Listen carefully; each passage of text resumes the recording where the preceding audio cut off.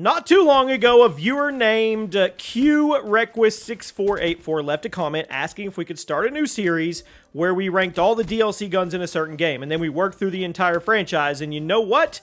That's a great idea. DLC weapons have become a major part of Call of Duty and the experience over the last decade or so, and thankfully, we're not still in the days of supply drop guns and 0.8% drop rates, but today I want to focus on Black Ops 3. Welcome to the channel, everybody. Jimmy or Chaos, it's been a minute, but it's time for another ranking video. And Black Ops 3 was my favorite of the jetpack era COD games, and it's also the first Call of Duty game that really leaned into post-launch weapons being added to multiplayer. So, today, we're going to rank every single DLC gun from Black Ops 3 worst to best. So you let me know what your favorite Black Ops 3 DLC gun was. Well, which ones did you get lucky enough to get, that is. Drop a like on the video. Make sure you're subscribed to the channel. And at number 31, dead last, the Dragoon. Many people call this the worst sniper in Black Ops history. Now, I don't think it's quite as bad as some of that, but there's some in Black Ops 1 that are pretty bad. The Dragoon was supposed to be a throwback weapon. It felt like a classic COD 4 or World at War sniper, and it did succeed in doing that. Treyarch seemingly forgot that Black Ops 3 was a much more advanced game, so a weapon this slow and clunky, it just didn't fit. It was heavy, it swayed like crazy, the fire rate was low, and you had to reload every bullet individually. And you weren't even guaranteed a one-shot kill, so what was the point? At number 30, the Max GL. Yeah, they added the China Lake to Black Ops 3. Did you know that? They did, because I actually forgot. The Max GL was one of the last weapons to be added to Black Ops 3, and it was basically just as bad as the Black Ops 1 version. Why would you use a grenade launcher like this in a game where people can boost jump over your grenades? What's the point of using that slot of your create-a class for anything? There was no point. It was bad. At number 29, the Ballistic Knife. Not really sure why Treyarch added the Ballistic Knife to this game, because they already added the NX Shadow Claw, which we're going to talk about later. It was basically just a buff version of the BK. It was basically the same Ballistic Knife as before. Just a slow rate of fire, slow travel time, made it hard to use in a game with jetpacks. I know it's not a weapon you're supposed to take seriously, but I had to rank it somewhere, and at the end of the day, it just wasn't very good for this game. Also, let me know the number count of how many of these DLC weapons you actually got your hands on. At number 28, the L4 Siege. Now, many of us thought the L4 Siege was going to be some kind of remake of the Grim Reaper from Black Ops 1, and at first, it looked that way. Quad barrel rocket launcher, rapid fire at enemies, or score streaks, but the damage per rocket, it was pathetic. It required you to hit someone directly in order to kill them, or get them with the splash damage of 2 to 3 rockets to blow them up. And when it comes down to shooting score streaks, it required 2 to 3 times as many rockets as the default launchers, the XM53 and the Black Cell, so it's not like it was any good as a defensive launcher either. The more I think about the L4 Siege, the more I have to wonder what exactly was the point. A quad barrel rapid fire rocket launcher that's not very good at killing people and also not very good at shooting down score streaks. Who's it for?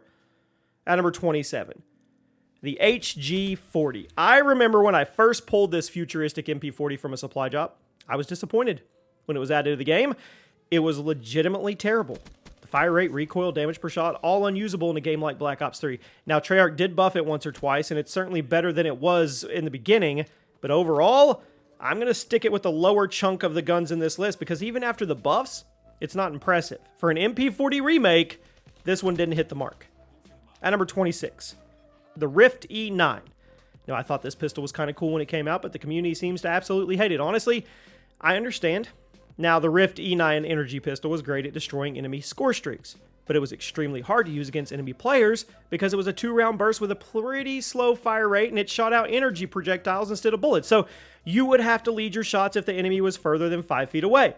Now, it was nice to have in your back pocket as a replacement for a launcher, but as a killing machine, it sucked. It had damage potential. It was just way too awkward to use effectively in combat. At number 25, the AK-74U. I am shocked at how bad this gun was. It was supposed to be the super high-powered SMG that was basically a pocket version of the AK-47, but in reality, the Black Ops 3 version was an awkward pea shooter that served no purpose. The fire rate was low, the recoil was high, the damage per shot was so the time to kill was actually kind of itself, especially compared to most of the default SMGs in Black Ops 3. You had the VMP, you had the Kuda, you had the Vesper, even the slower killing SMGs, the Razorback, the Weevil. There truly was no reason to use the AK-74U. And that kind of stung, since it was supposed to be a remake of the legendary AK-74U. At number 24, the KVK 99M, remake of the classic AN-94, also one of the worst versions of the rifle in COD history. You guys all know the whole appeal of the AN-94. It's the first couple shots. They fire faster than the rest. You land those shots, your time to kill is insane. That was still the case with the KVK, but the base damage was cranked way down. So if you didn't hit the first few shots, your time to kill turned into complete garbage. It wasn't like the Black Ops 2 version, which had a great time to kill with or without the speed boost of the first couple bullets. It just made the KVK feel inconsistent and frustrating because you'd be getting hit marker after hit marker after hit marker without ever dropping the target. It was disappointing, and now that I'm thinking about it, there's a lot of disappointing remakes in this game. At number 23, the RSA Interdiction. Treyarch deleted the aim assist from snipers in Black Ops 3, so when they announced there would be a DLC bolt-action sniper with aim assist, the sniping community went nuts. But it really just wasn't that good, because while it did have aim assist, it was technically easier to hit shots with. The one-shot kill range was so small you would constantly be getting hit markers and allowing your target to either run away or hose you down with bullets in between shots. It's not a good sniper, especially when compared to the other insane launch snipers. You had the Locust and the SVG. Why would you ever pick up the RSA? At number 22, the HLX4.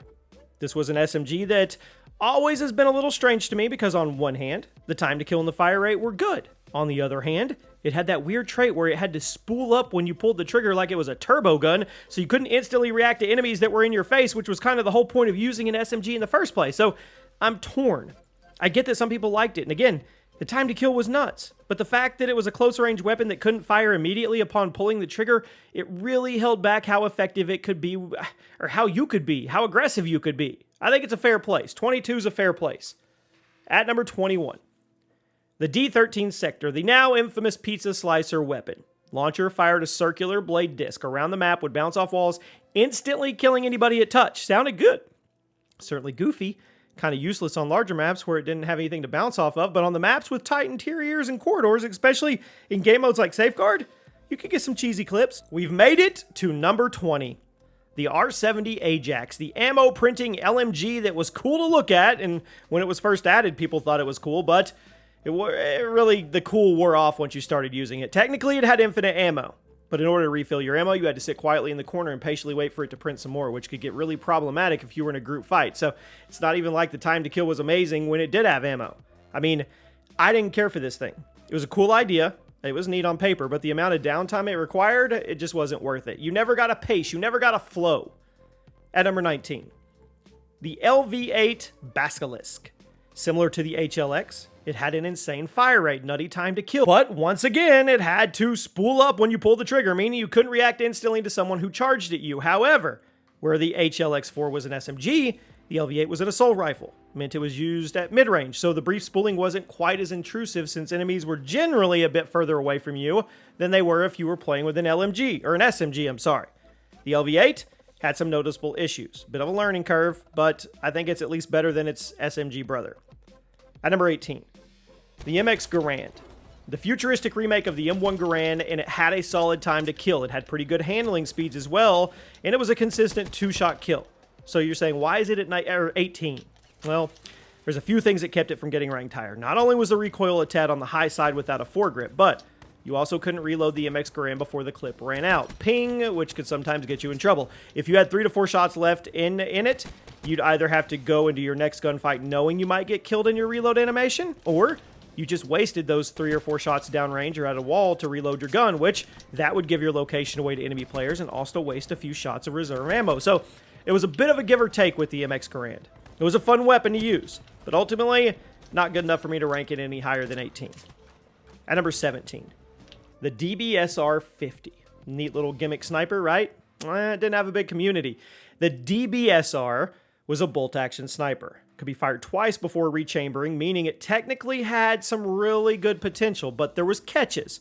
First of all, didn't come with a sniper scope, meaning you had to grind up weapon XP in order to stop using irons. Second of all, didn't even have a full-fledged sniper scope like the other snipers in Black Ops 3, so you were limited to how far you could actually use it from. And third of all, the handling, it was bizarre. Aiming with this thing was really difficult for some reason because it just felt kind of clunky compared to the other sniper rifles. I mean, maybe I missed something with this weapon, but I really didn't think it was very good at all. I mean, at the same time, I did see people get some insane gameplays with it. I think it was an acquired taste weapon. At number 16, the Banshee. Insane damage. One-shot kill no matter what. But there's a catch. There's always a catch. Instead of being a buckshot like the other shotties in Black Ops 3, it fired a single slug of energy. Yeah. Addition to that, instead of being a hit-scan weapon like almost every other gun in Black Ops 3, the Banshee slug was a very slow-moving projectile. You had to get really good at leading your target if you were going to use it beyond anything close range. Super difficult to use. Had insane potential. I saw some people put time and get good, but it wasn't me. I didn't have the patience for it. At number 15, the Olympia. I thought Treyarch was trolling when they announced they were bringing back the Black Ops 1 Olympia into Black Ops 3 because that was one of the worst shotguns in Call of Duty history all the way back in Black Ops 1. But you know what? The BO3 version was alright. Not amazing. Not mind-blowing. Certainly not one of the best shotguns in the game, but it was alright. The addition of the attachments went a long way to make the Olympia actually viable. It was totally useless in Black Ops 1, and I saw people getting some nutty gameplays with it in Black Ops 3. Not going to rank it any higher than 15, but it was decent. At number 14. The Stin. Now, the Stin SMG shows up quite often in Call of Duty games because of the prominence in the Second World War. Now, the Black Ops 3 version had this weird firing sound, had some slightly awkward iron sights, but it did have a solid place in the sandbox by being a classic example of an SMG with moderate fire rate and moderate damage per shot. Had good accuracy, though. Made it solid as a weapon for mid-range combat. Plus, having World War II weapons in a game like Black Ops 3 was kind of cool at that time. I like this version. At number 13. I really like this version, the PPSH. Everybody loves it. This version of the classic SMG wasn't quite as fast as some of the other versions in COD history, but it was fun. Nutty time to kill if you could control the recoil. At close range rushing, I mean, it was amazing. It did lose a lot of power once you backed up a few feet, but it complemented a certain playstyle very well. I think this is fair. 13 is fair. Probably one of the better versions of the PPSH that we've ever had in COD history. At number 12, the M14. The only semi-auto assault rifle in Black Ops 3 at launch was the Shiva, which had a super low fire rate cap, but also had one-shot kill potential to the head if you were using high caliber. The M14 was one of the last DLC weapons to be added to Black Ops 3, and it was a pretty faithful recreation of the version that showed up in the original Black Ops. Solid fire rate, consistent two-shot kill, nice attachments. They helped you keep up with the competition when they were boost jumping around the map. I think it's a solid weapon. I think it was a good addition to Black Ops 3 overall. At number 11, the Peacekeeper MK2. Now, this remake of the Black Ops 2 Peacekeeper did have a solid time to kill. It had really good handling speeds, the recoil control was good, and it was just a versatile rifle. Now, the Peacekeeper has always been a hybrid of assault rifle and SMG, so you have the damage of an AR, but the handling of an SMG, and the Peacekeeper MK2 did a fantastic job at bringing that to life in Black Ops 3. I still think the BO2 version was better, but this was a good remake. It did the original justice, and that's honestly all you can ask for, because we've talked about some of the guns up on the list or down on the list, however you want to say it, and they didn't do them justice at all. Now we've arrived at the top 10 best DLC weapons in Black Ops 3. The DIY Renovator comes in at number 10. I believe this was the first nail gun in COD multiplayer history. It did have goofy traits, but it was unique. It fired projectiles. They traveled slowly. The fire rate was pretty low, but the damage per shot was insane. You could actually pick up all the nails after you fired them too, so you didn't actually have to run scavenger in order to have infinite ammo. A lot of people really liked it. I think it was relatively high tier compared to the other Black Ops 3 DLC guns. Not quite top tier, but definitely high tier. At number 9, the NX Shadow Claw. This was one of the first DLC weapons to be added to Black Ops 3, and a lot of people actually thought it was overpowered at first because of how easy it was to get one-shot kills. Now that I think back, it probably was overpowered. I mean, the NX Shadow Claw was the Black Ops 3 equivalent of the crossbow, but this one could rapid-fire 6 shots instead of having to reload or rechamber in between shots, and all of its arrows could instantly kill the target regardless of where it hit them or how far you were away. Maybe it was overpowered now that I'm thinking about it. It did have a learning curve, so I'm not going to put it quite at the top.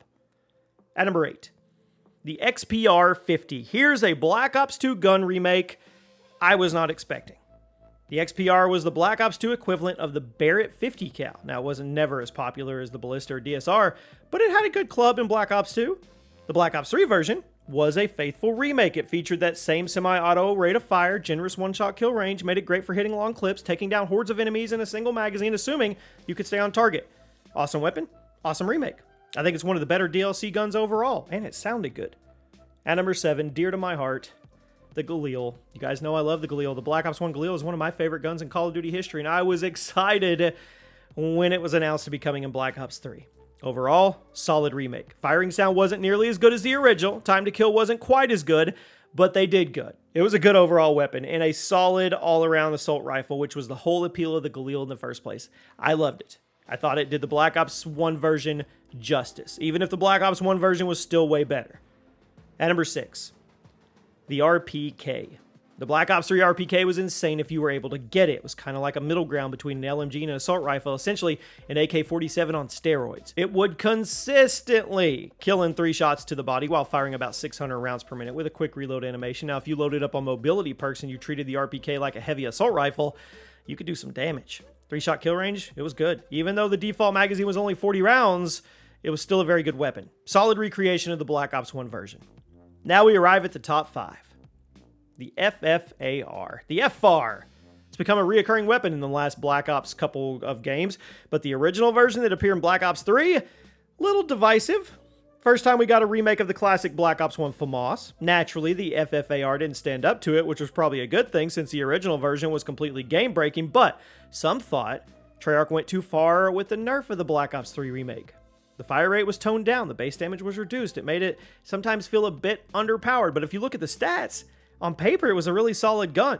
So I'm gonna put it here. Compared to the gun it was remaking, it's underwhelming, but compared to other rifles in Black Ops 3, it was equal or better. I mean, it had a blazing time to kill if you could stay on target and manage the recoil. At number 4, the M16. One of the best burst rifles in Call of Duty history. Absolutely absurd 1 burst kill range, as well as super low recoil and solid fire rate. Theoretical time to kill with this was one of the fastest in the entire game, and since the 1 burst kill range could be extended to the entire map if you put on the long barrel attachment, whew, you could guess how dominant it could be if someone in the lobby actually unlocked it and knew how to use it. Completely busted weapon. Certainly one of the best DLC guns in the game. Heck, it was one of the best guns in the game, period. And these last 3 are going to be just that. Completely busted weapons. At number 3, the Marshall 16. This pistol caused a lot of angry tweets. A lot of YouTube rants from the COD community. As far as I know, Treyarch didn't listen. They never nerfed it. It was a shotgun pistol with pretty insane range, 1-shot kill potential through the roof, and you could run 2 at once, which, that's dumb. The Marshall 16 was one of the most overpowered DLC weapons in the game because if you got lucky enough to get them, you were instantly going to have an advantage in basically any close range scenario. The 1-shot kill range on these things was dumb for a pistol, and since they were locked behind supply drops, not everybody got a chance, which just made it sting even more when you were getting dropped in a lobby by them. At number 2, the 1911. What's the deal with COD developers making the 1911 totally overpowered? The Black Ops 3 1911 was the best pistol in the game by a large margin. I have no idea why Treyarch did this or if it was a mistake. I mean, visually, it was just a standard 1911. Had the same dinky little firing sound and everything. But the base damage was 50 per shot. You could drop someone with 2 bullets. The fire rate cap was high, the recoil was low, the reload speed was super quick. It was literally just the standard 1911, but the damage profile of a Desert Eagle. I don't know whose idea it was, why it was locked behind supply drops. I don't get it. To this day, I don't understand. And at number 1, the best Black Ops 3 DLC weapon in my mind is the XMC. I think it's easily the most overpowered DLC SMG in COD history, and if you ask me, even after Treyarch nerfed it, it remained a top-tier weapon. It was a remake of the classic MSMC from Black Ops 2, but it was buffed in every possible way, everything you could imagine. Compared to the MSMC, the XMC had a better fire rate, better damage per shot, better time to kill, lower recoil, slightly better mobility speeds. Now, naturally, the XMC completely broke the game. After Treyarch nerfed it, it's settled in at the top of the SMG tier list. I mean, I don't think there's going to be any disagreement on this one, but I could be completely wrong. You guys let me know in the comments section. There we go. If you want to rank them yourself, go for it. Which Call of Duty should we rank the DLC weapons next? And I'll see you guys soon.